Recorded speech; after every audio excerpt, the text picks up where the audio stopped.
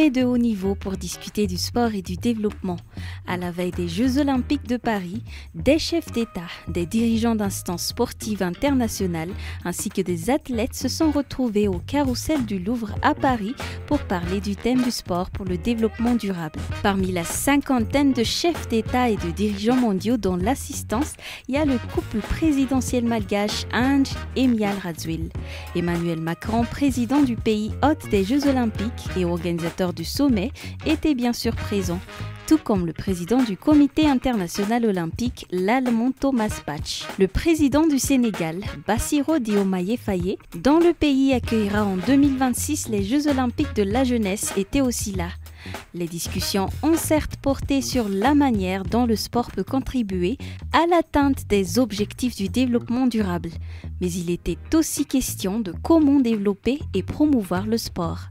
Et le président du Sénégal n'a pas hésité à demander que plus de financement soit consacré à ce sujet. Je pense à l'architecture de la gouvernance économique, politique et financière mondiale, héritée de la Seconde Guerre mondiale, dont la composition des organes et le processus de décision ne reflètent plus les réalités de notre temps. À maintes reprises et à juste titre, le secrétaire général des Nations Unies a alerté sur le risque de fragmentation d'un système international obsolète et non inclusif. À l'évidence, un système qui perpétue le statu quo et ignore les besoins légitimes de sa grande majorité crée les germes de sa remise en cause et la recherche de voies alternatives.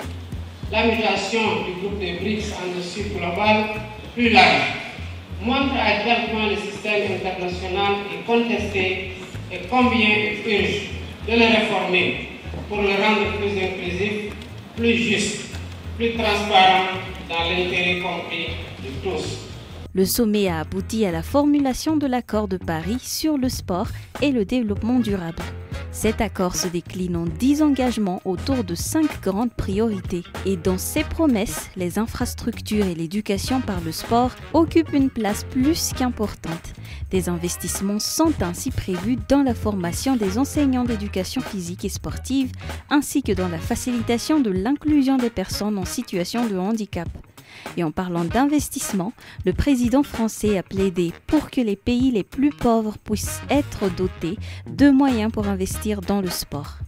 Merci Monsieur le Président pour les mots que vous venez d'avoir. Je ne saurais trop partager votre point de vue sur la nécessaire réforme de la gouvernance internationale, de son financement, d'une lutte plus efficace contre les inégalités, d'avoir une taxation internationale réelle, d'avoir aussi un changement de la gouvernance des enceintes, de l'ONU au FMI en passant par la Banque mondiale. C'est au cœur de ce pacte de Paris pour les peuples et la planète que nous avons lancé il y a de cela 1 an. Beaucoup d'entre vous étaient déjà là et vous l'avez co-conçu et faites partie de sa gouvernance. Et donc c'est cet agenda que nous devons maintenant faire progresser en termes réels.